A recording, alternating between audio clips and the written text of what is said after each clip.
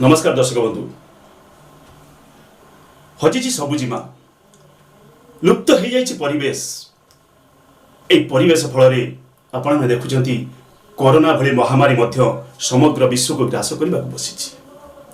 तेणु ए परिप्रेक्षी रे मोर कविता आपण मानक पई ईश्वर को पदे।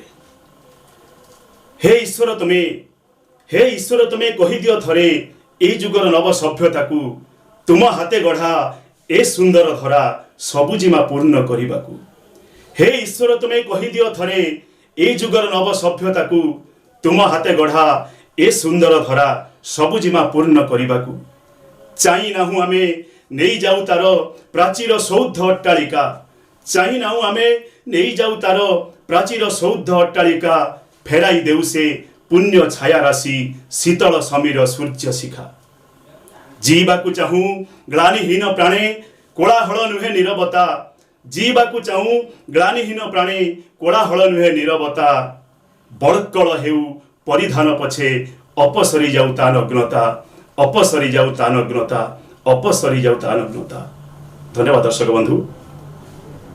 आगामी अध्याय पुणी किछि घटना किछि स्मृति को नहीं कविता माध्यम आपण सह निश्चित भाव में मिलबी। आपण माने जदि पसंद है यही ठिकाण आपण पसंद जनइबा को भूलिबे नहीं। हाँ आ गोटे कथा मुझे कही रखुची जदि आपण मान जीवन में यही किसी स्मृति किसी घटना थाए आपण निश्चित भाव में लिखि पठेबे। मु संगे संगे कविता माध्यम आपण मानक प्रेजेंट करी। नमस्कार।